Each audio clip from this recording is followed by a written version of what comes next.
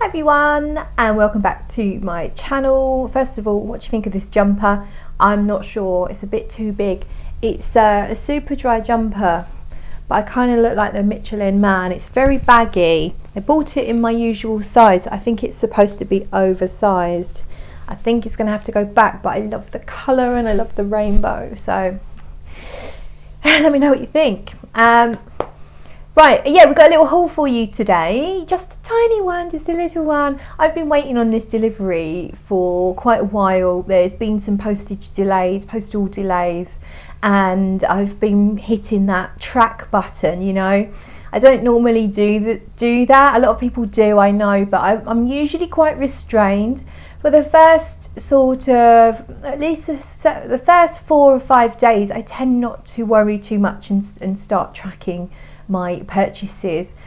But yeah, it came to about a week, and it was coming from Holland, I think. It's coming from Holland, I think. So I knew it wasn't going to be super quick, and of course we've got delays because of what's going on, and we've got delays at the ports here in the UK as well.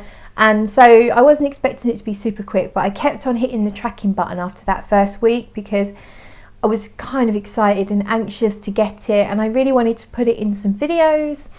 And anyway, the good news is my package arrived yesterday, and I'm going to share it with you. I've also got something else, so I've got 2 brands here. We'll start with the smaller one. So this is 4160 Tuesdays. It's called Court of Ravens. 4160 Tuesdays have a thing. They have a thing, and it's called Scentfusiasm. Just so you can see it, that's the word, Scentfusiasm.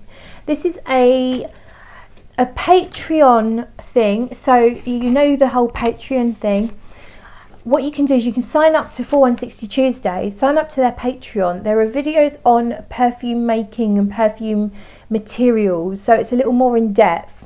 But also when you do that, you get sent every few months or so, you'll get sent something that 4160 Tuesdays are working on.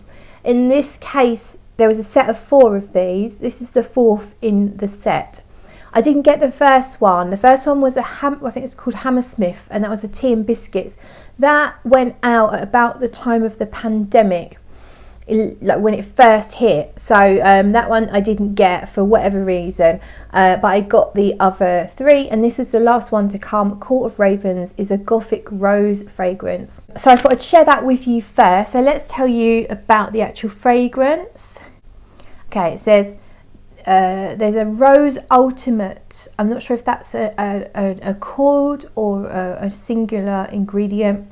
Rose Ultimate and balsams in here.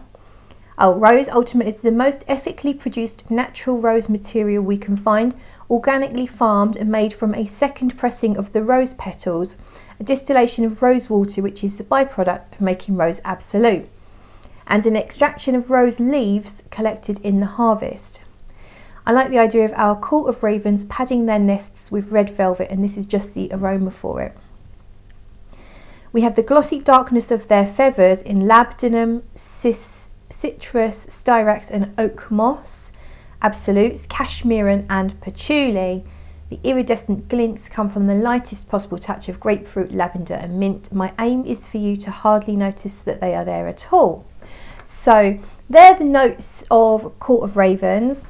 And I'm going to spray it now. I did spray it yesterday, and I have kind of formed an opinion, but I'm going to spray it on the paper now. I sprayed it on skin yesterday, and there was one thing that hit me yesterday on skin straight away that's not listed in the notes, and I wonder if I'll get it on paper.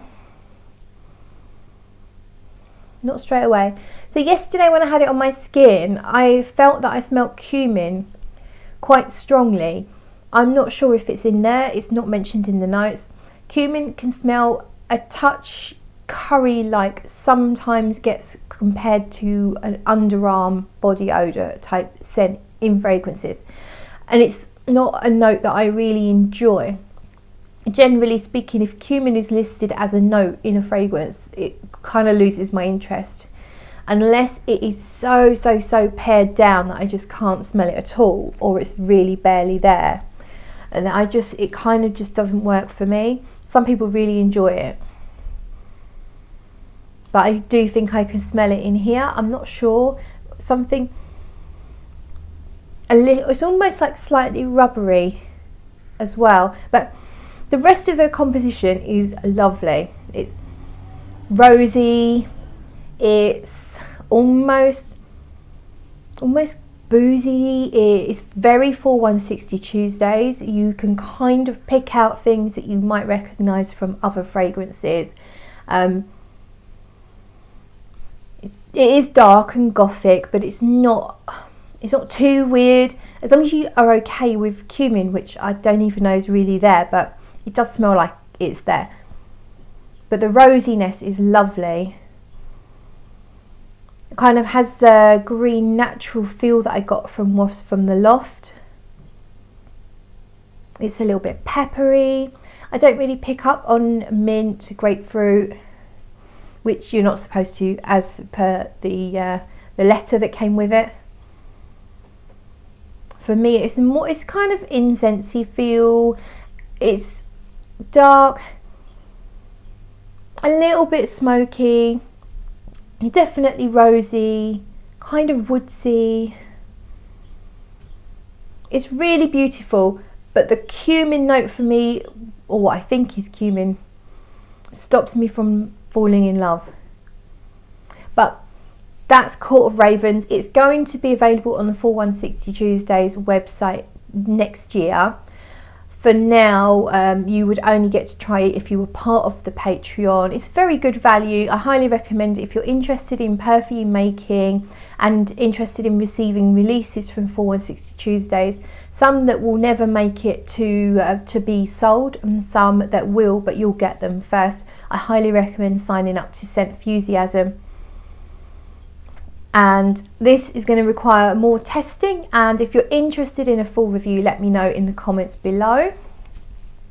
So the main order that I'm talking about today is Francesca Bianchi, and I ordered, I've already taken it out of the box actually. Let me show you the box and then I'll show you the perfume. I actually ordered 2 perfumes. So there's the box, the Tiger. You may have seen my first impressions. I did a live stream first impressions from a sample that Francesca sent, and I fell in love instantly. I wore it a couple of times and just knew that I had to have a bottle. I used up the entire sample, just loved it, was so addicted to it I had to have a bottle. So this is my last, actually, is it my last purchase? There's one thing on its way that I purchased at a similar time, but this is pretty much my last purchase of 2020. And I will now show you the bottle. I'm wearing it today. I wore it last night and I love it. It's got a slightly new detail, the FB on the lid, that is not on my other Francesca Bianchi bottles. And yeah, it's an extract parfum, I'm pretty sure, usually they are. Yep, extract parfum, it says so on the bottom. And for me, it's a vanilla scent. It's not got vanilla listed in the notes, but I would put it in a vanilla category. It smells quite vanillic to me, not necessarily straight away when you first spray it. So I've got the dry down on my wrist here. Actually, no, I've got something else on that wrist. No, I didn't put it on my hands. I remember now, I'm wearing it up here. I've got different stuff on different wrists, but I do have the back of this hand that I can respray for the opening notes. Just do a little tiny bit. And when you first smell it, I can smell a bit of neroli, maybe neroli and petitgrain, because it's got that kind of bitter and fresh and sharp element that they have, but that is not what this fragrance is all about at all. It's also, it feels like it's introducing the florals, and there's white floral accord in here that I understand has a little bit of tuberose in it, but to me it's more like sort of jasmine and frangipani, exotic, beautiful white florals, but they're honeyed. So it's almost like they're giving off their special elixir, as the stamen would, you know, as the pollen would. But imagine, instead of in dusty pollen form, it's honey dewdrops coming out of the florals. And then as it develops, I get quite a thick, hold on. So that was a delivery. Can you tell what was delivered?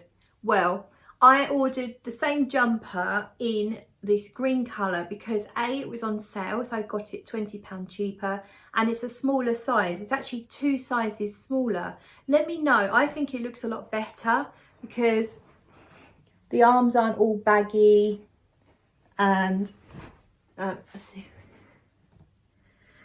Let me know what you think. Do I keep the pink? I'm definitely keeping this one. I like the pink a little bit better, but I'm going to keep this one because it fits better. Let me know if I should keep the pink. What do you think of this one here? So let's go back to Francesca Bianchi Tiger. And the base of this fragrance, there's this sweet, lovely, soft kind of, not exactly powdery, more gritty than powdery base. It's a little bit like a combination of a tiny bit of dry patchouli with some vanilla, maybe some different sweet kind of resins. It's really tasty. It's kind of an edible type perfume to me. And I understand that, oh yeah, there is also some heliotrope in here that gives it a little bit of an almond-like nuance.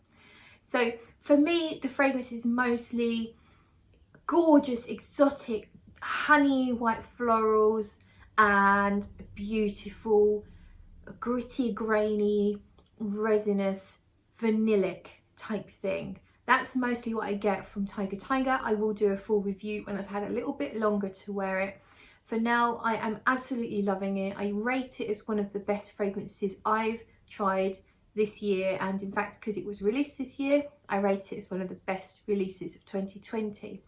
So the other bottle that I've got, and I have just unboxed it because I filmed something and I forgot to put the microphone on. So I actually filmed myself trying on this jumper, but I forgot to put the microphone back on this jumper. So that's why this bottle is now being unboxed. I took the cellophane off. That's what the box looks like. Sexiness Neroli.